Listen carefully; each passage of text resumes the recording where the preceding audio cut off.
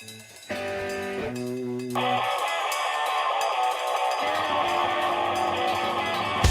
listening to After Hours with Amy Lawrence. Knowing that there are people out there who listen night in and night out that keeps us going. The hours can be tough sometimes. We certainly understand the grind that people go through when they work second or third shifts. We're glad that you are a faithful listener. Thank you so much. It's the After Hours digital experience. Tick, tick, tick, tick, tick, tick. Boom, baby. This is After Hours with Amy Lawrence. You're going to need all of our social media sites to vote for the After Hours Hall of Fame. You will hear the candidates for the first time in 15 minutes. It's a doozy of an hour. I'm telling you, lock in right now. After Hours with Amy Lawrence, CBS Sports Radio, cbssportsradio.com, or the CBS Sports app. So at A-Law Radio on Twitter, and then on our Facebook page named after the show. You know the phone number, 855-212-4227. It's time to engage, folks. I am really excited for you to hear my conversation with our next guest. On Sunday night, the brain started churning, the wheels started turning. We're trying to figure out how we could get Denny Hamlin on the show. It's a big deal when you win the Daytona 500 because of all of the media obligations, TV, radio, all week long. So wasn't sure we could get it done. But producer Todd managed to set one up, and on Thursday morning, I spent some time with Denny Hamlin.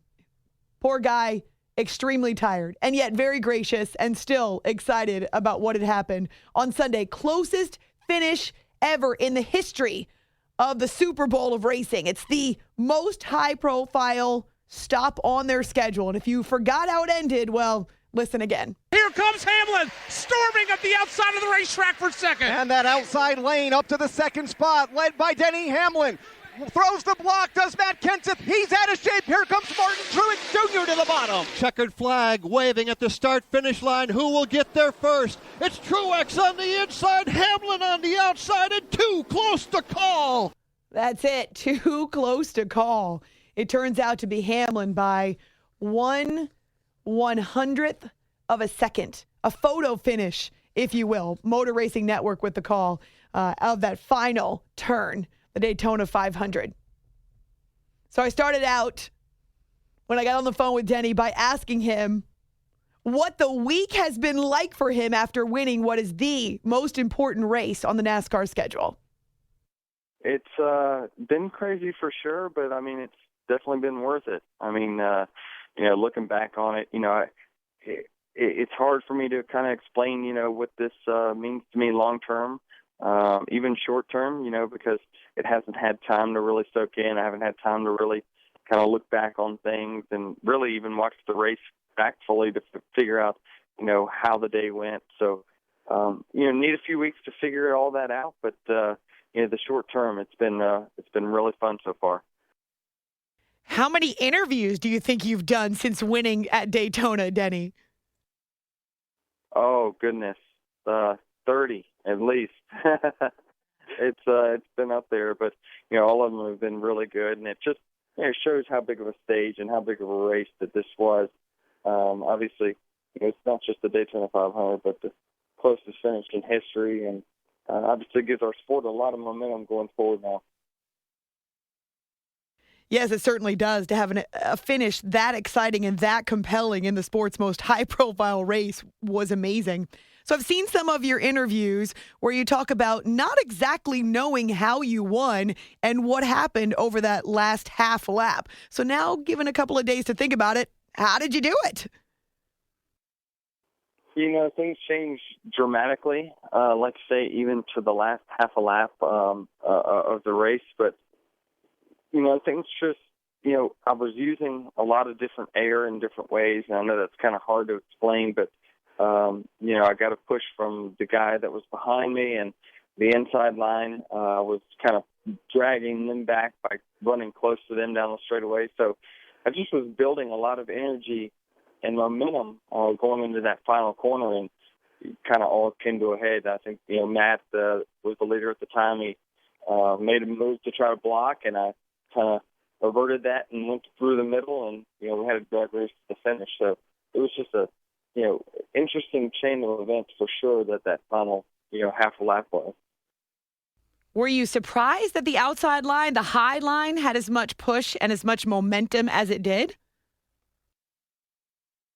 Yeah, it really was. I mean, the outside line had not really formed up and done much of anything all day long. So for it to be kind of the winning lane was very, very surprising for sure. We didn't expect it, but I initially went up there to kind of block for my teammates and block for myself, and it just turned out to be the winning move.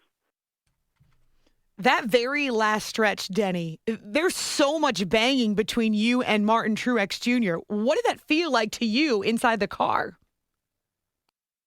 It was it was interesting because we are inside of a car where we can't see a whole lot left and right of us, so we're focused straight out front. But you can feel the car beside you, but I really couldn't see where he was relative to me, so it was kind of a while there before we knew we had won. But you can feel it as a driver, someone that's experienced. You get a feel for where those cars are at, and I knew it was really close at the end. So, in other words, it felt as crazy to you as it looked to us? No question. Everyone who says that, it was a wild finish and how excited they were, I'm like, you should have been in my seat. It was definitely amazing. So, I wish I could play, do that whole final lap again in slow motion with the same outcome to kind of, enjoy it a little bit more. But, I mean, just this huge swing of emotions at the very end was great. We're spending a few minutes with Daytona 500 champion Denny Hamlin after hours with Amy Lawrence here on CBS Sports Radio. So as you're crossing the finish line, this closest finish in the race's history, what did you hear? Because you've got people in your ear. So what did you hear, Denny? I didn't hear a whole lot. I mean, my first, I heard the spotter. He thought we had won. And, I kind of keyed the mic to ask whether we had won or not. And, it was a while before I got an answer because everyone was trying to key the mic same time, and it was just kind of a lot of mayhem. But I did hear like yelling and screaming and whatnot, and that was kind of what I was like. Well, I'm assuming we won at that point. And so the last, on the cool down lap, you got everybody congratulating you, pulling up beside you, and that's when it kind of sunk in. For sports fans who are not familiar with NASCAR, maybe just show up for this one particular race every year, this idea of teamwork is more of a foreign concept, and it's changed a lot in the last decade in the sport. But Denny, what does it mean to you to work with other guys, to have this idea of teamwork, even as you try to win the race as an individual? Well, it's a balance. I mean, the good news is I've got 3 teammates that are so good that there are going to be days where I'm going to be struggling, and I got to lean on them for myself to get better. And so, that's where we're at. When anytime, I guess it's a rising tide raises all ships. It's like we're winning together, we're losing together, and we're getting better together. So you ultimately want to be surrounded by people that continue to challenge you. And I think that's what my teammates do for me. Is that odd, though, when you're all racing for the same checkered flag? Yeah, I mean, of course, anytime you have a race amongst your teammates and you got 4 teammates, there's only going to be one winner. We hope that it's one of us, but in our instance, I mean, there was 3 guys that were upset and there was one that was happy. But, the good news is we showed good teamwork by having, fortified cars with Martin Truex as a teammate as well. We all had our shot to win on the final lap, and that's really all we could ask for. It was a first for Toyota, Denny, in 10 years of being part of NASCAR, but also first time in a long time for Joe Gibbs. And, of course, sports fans really familiar with him as a Super Bowl winning coach. But what does it mean for both Gibbs Racing and Toyota to win the Daytona 500 again? It's big. I mean, Joe hadn't won it in 23 years, and we'd come close. I'd finished second in 2014, was the next closest that we had come. And, I always said, we keep knocking on the door and we keep having fast cars. Eventually, we're going to bust it in, and I just felt like, this could be the opportunity for us to really have a great year with our 11 FedEx team. So, obviously, we have a great start. We've got 2 wins already, 1 exhibition, 1 that really, really counted. And, if we can just keep this momentum going all the way at the end of the year, then we could do great things. It's After Hours with Amy Lawrence here on CBS Sports Radio and Daytona 500 champ Denny Hamlin for the first time in his career. So, Denny, what are the perks of winning this race? You guys get to be there long after the fans are gone, the media is gone. So what are the cool things that come along with being the champ of this amazing race? We do a lot of cool things. I mean, the induction of your car into the Daytona 500 Museum is really cool. I mean, you're getting a watch, a ring, a trophy, and, the coolest thing for me will be to go back home next week, celebrate with friends and family and, let it all soak in. So, you can't, the ride's no good unless you got people to enjoy it with, and I've got plenty of that. I'm not even sure where you are. How many places have you actually been so far this week, Denny? Well, on Monday morning, we were Daytona, then we went to New York, to Connecticut, to Charlotte, then I went to Houston, then back to Charlotte, then to Atlanta this morning. So I have been all over the place, but I can tell you, it beats the alternative. Well, that's true, but how much have you actually slept this week? Altogether, probably 14 hours between all the days. I mean, just, naps here and there.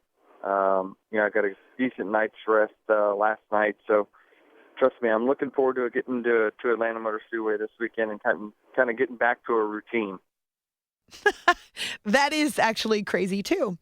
Before I let you go, I know you said it's still sinking in that you won this race finally, but as someone who's been in the sport for a long time, what does it mean to your career to win the Daytona 500? Well, it's a huge accomplishment. I mean, it's right there on top of the resume, right next to championships, in my opinion. I think it's, you're a Daytona 500 champ forever. I know that they have a lot of special activities just for people that have won the Daytona 500. So it's a very elite group, no doubt about it. So I'd like to win it one more time, at least before my career is over, to be a 2-time champ of it. So we'll get to work on that in 2017. Well, as a longtime fan of the sport, went to my first race when I was 12. It was amazing to watch. So congratulations for winning the Daytona 500. And you're such a good sport to answer all of our questions. Denny Hamlin, thanks so much for your time. All right. Thank you.